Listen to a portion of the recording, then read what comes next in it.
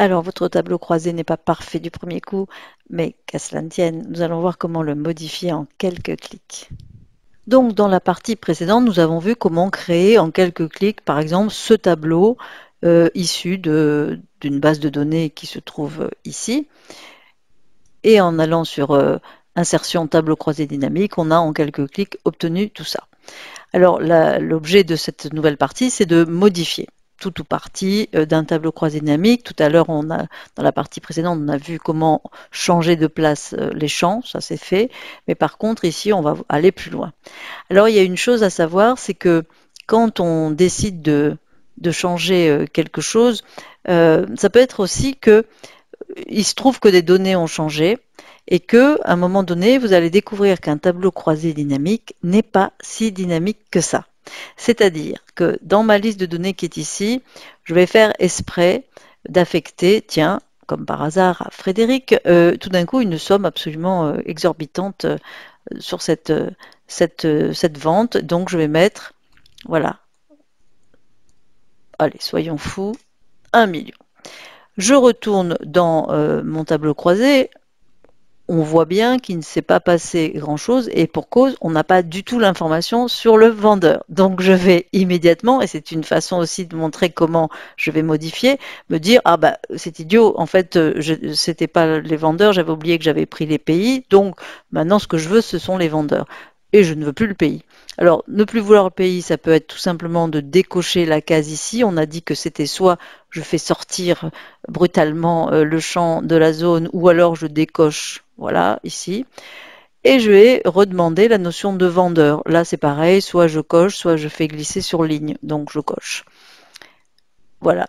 Et là, je m'aperçois que, eh bien, ce n'est pas évident. Visiblement, on ne voit pas apparaître le fameux montant, puisqu'il devrait forcément dépasser tous les autres. C'est parce que un tableau croisé dynamique, encore une fois, ça n'est pas dynamique au sens où s'il y a modification de la liste de données, il faut que j'actualise mon tableau croisé. Comment faire? Tout simplement, un clic droit, actualiser. Je clique et vous voyez tout de suite apparaître évidemment la modification. Alors ça, c'est vraiment un point fondamental. Et si vous ne faites pas attention, évidemment, vous risquez de passer à côté d'une modification. Alors, il y a quelque chose qui est très agaçant dans un tableau croisé qui là n'a pas sauté aux yeux, mais je vais vous le montrer à nouveau. Imaginons que par exemple, je veuille présenter ma colonne un peu différemment. Non, là, c'est pas du tout une bonne idée. Bon, admettons, à contrario, voilà, un peu plus large. Peut-être que je vais aller ici dans Création, puisqu'il y a un sous-onglet, un onglet contextuel création pour, par exemple, je ne sais pas, faire un choix d'aspect. Bon, ici, il n'y a pas de, ça n'a pas de sens de prendre ces éléments là où il y a, on voit bien une barre au milieu parce qu'il n'y a pas de sous-toto ici. Mais en tout cas, voilà, j'ai différentes façons pour présenter mes données et je peux donc élargir mes colonnes, par exemple. Que va-t-il se passer si je fais un clic droit actualiser? Eh bien voilà, les colonnes ne sont pas conservées à leur taille initiale. Enfin, la taille que j'avais mise, inversement, ça revient à la taille initiale. Donc ça, c'est quelque chose de très agaçant. Voilà comment on va résoudre ce problème. Je vais faire un clic droit n'importe où dans le tableau croisé. Je vais aller sur Options du tableau croisé dynamique. Et je vais immédiatement décocher Ajuster automatiquement la largeur des colonnes lors de la mise à jour. J'aurais préféré d'ailleurs que ça soit décoché par défaut et qu'on la coche si on en a besoin. Voilà. Je peux regarder, jetons un coup d'œil là-dessus, conserver la mise en forme des cellules lors de la mise à jour. Bah oui, bien sûr, ça on va évidemment pas l'enlever. Donc je clique sur OK. Et voilà, maintenant si je fais quoi que ce soit et que je fais un clic droit actualiser, ma colonne reste comme ça. Alors ça, c'était donc une première modification qui consiste à changer, enfin d'abord la notion d'actualisation qui est très importante évidemment. Autre changement qu'on pourrait faire, c'est par exemple, dans certains cas, je n'ai pas envie de, par exemple ici, je ne veux pas finalement une somme, je préférerais une moyenne parce que j'ai besoin de faire une moyenne de vente par vendeur. Eh bien ici, voilà comment ça se passe. Comme la valeur montant ne comprend que des chiffres, que des nombres, Excel a compris par lui-même que ce que je voulais synthétiser, je voulais une somme. Mais ça n'est pas toujours le cas.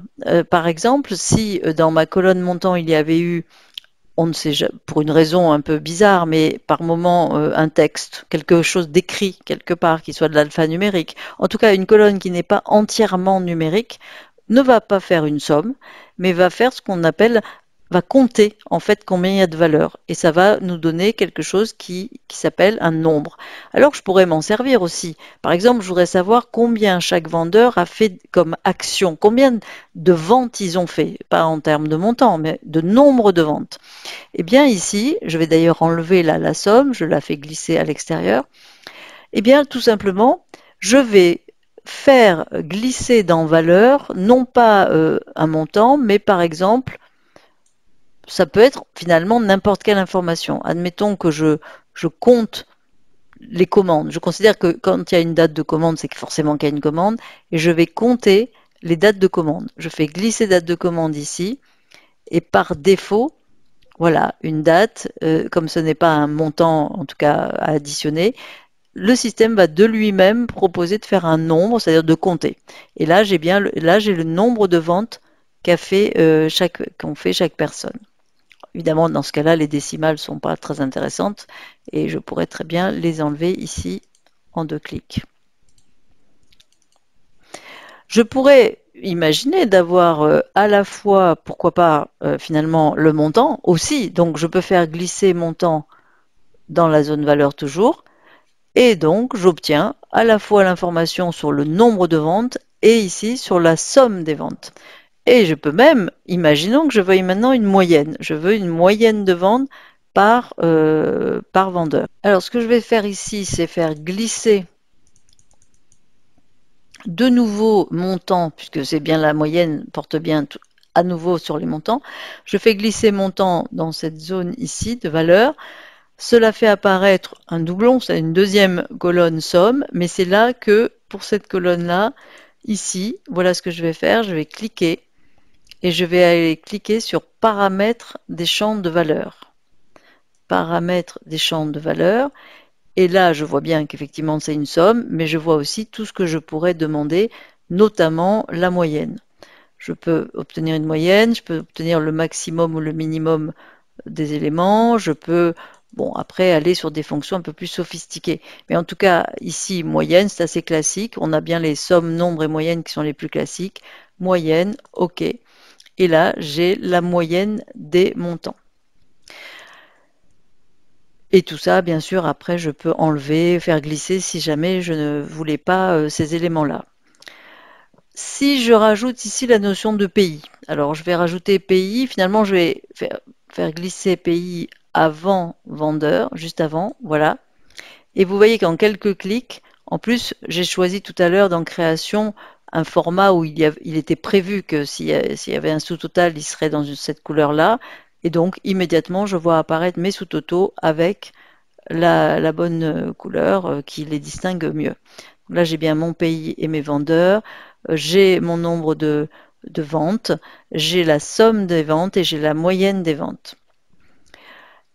Au niveau des en-têtes, je peux renommer. Je peux très bien renommer ici étiquette de ligne, écrire plutôt pays. Alors, ce qui est partiellement vrai puisqu'il y a pays mais aussi vendeur, mais enfin, en tout cas, ou pays par vendeur, voilà, quelque chose écrit comme ça. Ici, je peux écrire nombre de ventes, hein, bien sûr.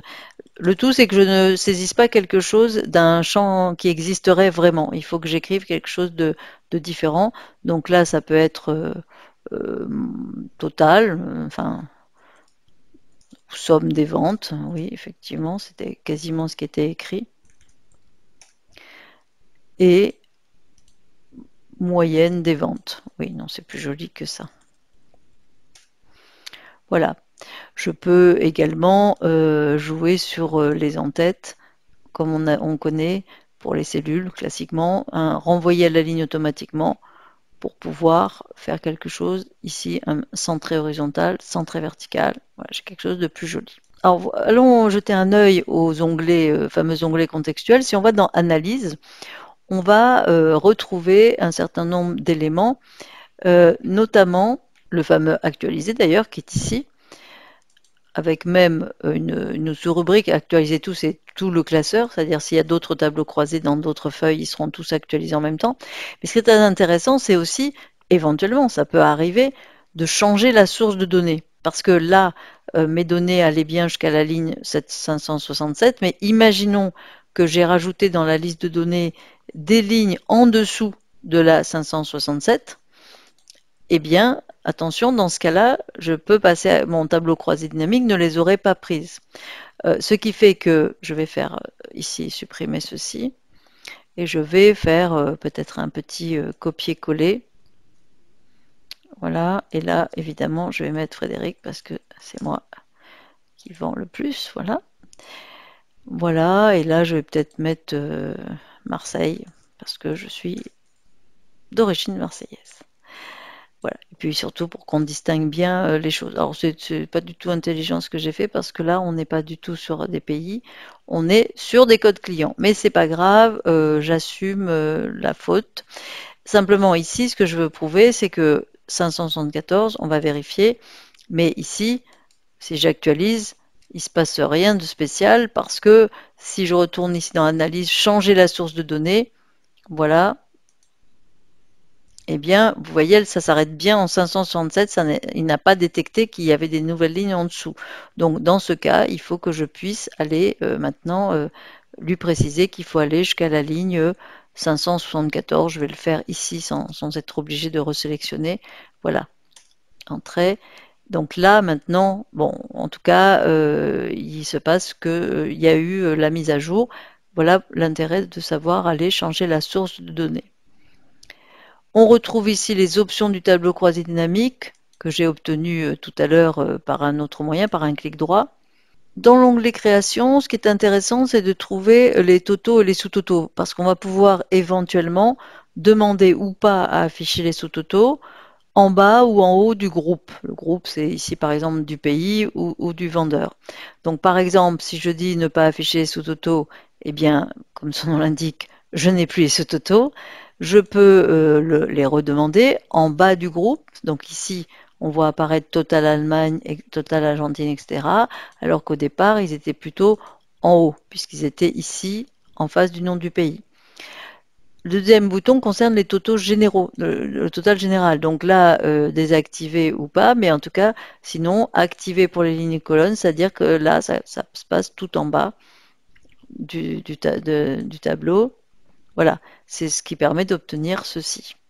Alors pour vous montrer quelque chose maintenant, je vais enlever un des éléments parce que ça sera plus simple. Par exemple, je vais enlever les vendeurs. Ici, ce qui est intéressant à savoir, c'est que dans un tableau croisé dynamique, on n'est pas obligé de tout montrer. On a aussi la notion de filtre, comme on a dans une liste de données. Par exemple, ici, j'ai tous mes pays, mais peut-être que je n'ai pas envie de tous les montrer. Et je vais trouver dans cette petite flèche-là, bah, finalement, comme on trouve dans les filtres classiques d'une liste de données, je vais pouvoir demander certains pays et pas d'autres. Et ainsi, en quelques clics, si par exemple j'ai besoin de montrer ça à des personnes qui ne sont concernés que par ces pays, ben, ça sera évidemment plus pratique. Donc voilà, et après je peux à nouveau demander à sélectionner tout. Dans le cas où je vais remettre les vendeurs, dans le cas où on a deux données, ça se passe comme ça. Ici, je clique, je regarde en haut quel est le champ, la valeur, enfin le champ sélectionné. Là, c'est pays de livraison. Bah, je le vois parce que là, ce sont des pays, donc je peux faire une sorte de sélection en fait. Et puis après, je peux aussi le faire sur la notion de vendeur en switchant ici, hop, et à ce moment-là, en sélectionnant les vendeurs uniquement qui m'intéressent. Voilà. Donc là, j'aurai un condensé de la liste de données avec uniquement les éléments concernés. Alors pour finir, on n'est pas encore dans, on est encore dans les bases du tableau croisé. On n'est pas allé dans des options plus sophistiquées comme on va voir dans la dernière étape. Eh bien, il serait intéressant de savoir qu'on peut déplacer ce tableau croisé. Si là, en l'occurrence, on a demandé à ce qu'il soit tout seul sur une feuille, imaginons qu'on veuille le mettre plutôt à côté de la liste de données, c'est pas une très bonne idée, mais enfin on pourrait pour l'exemple, ou alors qu'au fur et à mesure on crée plusieurs tableaux croisés dynamiques relatifs à une liste de données et on veut les mettre tous les tableaux croisés dans la même feuille. Donc en gros, comment faire pour déplacer un tableau croisé? Ici, j'ai cliqué dedans, action et déplacer le tableau croisé dynamique. Et là, on va me demander où je veux le mettre. Par exemple, je veux dire dans la liste de données ici, et je vais le mettre à côté, vers le haut de ma liste de données. Voilà, je vais le mettre ici. Voilà, OK. Et à ce moment-là, le tableau croisé est venu se mettre à côté. Alors, c'est pas très pratique, comme vous voyez, mais à côté de ma liste de données. Alors, à contrario, je pourrais, si je veux, ici, aller dans Action, déplacer le tableau croisé, et à ce moment-là, soit demander une nouvelle feuille, soit redemander à le mettre dans feuille 1, où il a disparu. Le voilà, et comme ça, il revient à sa place. Donc, en résumé, dans cette partie modification, on a vu comment revenir sur, d'ailleurs, je vais faire réapparaître, comme on avait dit au tout début, la liste des champs, comment jongler avec ces zones, comment changer la nature des sous-totaux, que ça soit plus une somme et ça soit peut-être un comptage ou que ça soit une moyenne. On a vu qu'on pouvait cumuler, enfin rajouter plusieurs valeurs successives. On a vu qu'on pouvait qu'il fallait actualiser la liste de données s'il y avait des changements. On a vu qu'on pouvait changer la source de données. On a vu qu'on pouvait jouer sur les sous-totaux ou le totaux généraux. Et enfin, on vient de voir qu'on peut déplacer le tableau croisé comme on souhaite. Et qu'on pouvait aussi renommer les en-têtes de colonnes si on le souhaitait.